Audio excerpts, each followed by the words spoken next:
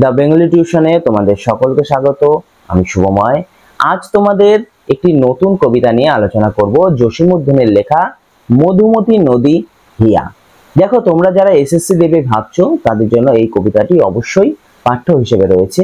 এই কবিতাটির সামান্য দুই এক কথা আমরা বলে নেব, মূল কাব্যগ্রন্থের কথা বলে নেব, তারপর আমরা এই কবিতাটির এমসিকিউ প্রশ্নোত্তরে প্রবেশ করব। চলো তাহলে প্রথমে আগে দু একটি কথা, তার সাথে আমরা মূল কাব্যগ্রন্থ এগুলি আগে দেখে নেই। প্রথমে দেখো, উৎস বা মূল কাব্যগ্রন্থ হলো সুজন বাদিয়ার ঘাট। কবি জসীমউদ্দীনের মধুমতি নদী দিয়া কবিতায় কবি বেদেদের জীবনযাত্রার এক করুণ ছবি এঁকেছেন। কবিতাটিতে পল্লী প্রকৃতির অপরূপ সৌন্দর্যের বর্ণনা থাকলেও বেদে সমাজের ভাসমান জীবনের তাদের হতাশা, ক্লান্তি, দুঃখ, বেদনার হাসি কান্নার প্রতিবেদনই মুখ্য হয়ে উঠেছে। করুণ রসই এই কবিতার মূল উপজীব্য বিষয়। জসীমউদ্দীন 1903 সালের 14ই মার্চ জন্মগ্রহণ করেছিলেন। তিনি ছিলেন একজন বাঙালি কবি, গীতিকার, ঔপন্যাসিক এবং তার সাথে একজন সুখ্যাতনামা একজন লেখক। পল্লী কবি উপাধিতে ভূষিত হয়েছিলেন জসীমউদ্দীন।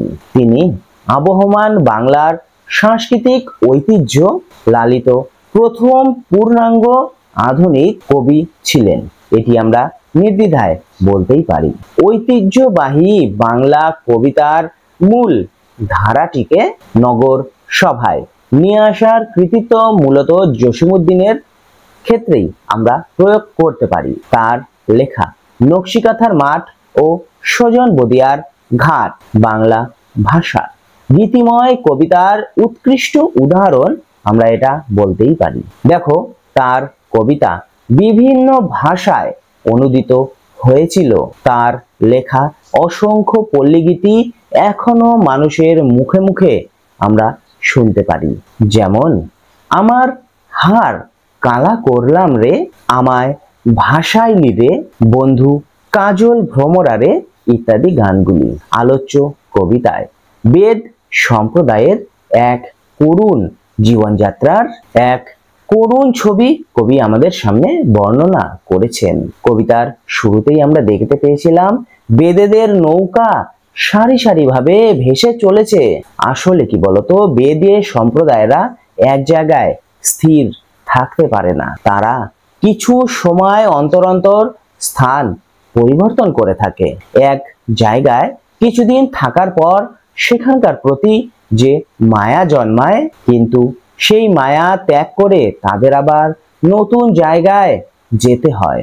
জন্ম স্থান থেকে অন্য স্থানে পাড়ি দেওয়ার যে বর্ণনা, তার ছবি কবি এখানে তুলে ধরেছেন। তারা তাদের সাথে তাদের ঘর বাড়ি সংসার সব নিয়ে যেন অন্যত্র পাড়ি দেয়। নামহীন কত নদী কত গ্রাম ছেড়ে তারা পাড়ি দেয় সীমাহীন গতিধারায়। তাদের সাথে সাথে ভেসে যায় প্রেম, মায়া, ভালোবাসা। এবারে আমরা এই কবিতাটির কিছু এমসিকিউ প্রশ্নোত্তর নিয়ে তোমাদের সাথে আলোচনা করব। মধুমতি নদীটি হলো, অপশনগুলি হলো উড়িষ্যায়, পশ্চিমবঙ্গে, বাংলাদেশের। সঠিক উত্তর বাংলাদেশের। নিজেরাও আজ ভাসিয়া চলেছে সঙ্গ লইয়া তার, এখানে কাদের কথা বলা হয়েছে? অপশনগুলি হলো কৃষক সম্প্রদায়ের কথা, তাঁতি সম্প্রদায়ের কথা, বেদে সম্প্রদায়ের কথা।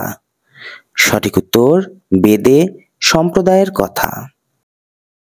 নদীতে নদীতে ঘুরিছে ফিরিছে ড্যাশ গতিধারা। অপশনগুলি হলো সীমাহীন, অফুরন্ত, অবিরাম। সঠিক উত্তর সীমাহীন। এ আলপনা আঁকে। অপশনগুলি হলো শস্যের ক্ষেত, নদীর ঢেউ, বেদেনি। সঠিক উত্তর শস্যের ক্ষেত। বেদের বহর ভাসিয়া চলেছে, বহর শব্দের অর্থ কি? অপশনগুলি হলো নৌকার শ্রেণী, ময়ূরপঙ্খী নৌকা, নৌকার পাল। সঠিক উত্তর নৌকার শ্রেণী। কত ধল দিঘি? ধল শব্দের অর্থ কি? অপশনগুলি হলো হলুদ, সাদা, নীল। সঠিক উত্তর সাদা। জলের উপর কি ভেসে যাচ্ছে? অপশনগুলি হলো কোলাহল, মারামারি, ত্যাগের মহিমা। সঠিক উত্তর কোলাহল। যে নদী দিয়ে বেদের বহর ভেসে যাচ্ছে সেটি হলো, অপশনগুলি হলো পদ্মা নদী, গাঙ্গুর নদী, মধুমতি নদী। সঠিক উত্তর মধুমতি নদী। কে অভিমান করেছে? অপশনগুলি হলো ভালো ছেলেরা, নৌকার পাল, মাটির ছেলেরা। সঠিক উত্তর মাটির ছেলেরা। মধুমতি নদী দিয়া কবিতার লেখককে? অপশনগুলি হলো সুভাষ মুখোপাধ্যায়, নজরুল ইসলাম, জসিমউদ্দিন। সঠিক উত্তর জসিমউদ্দিন।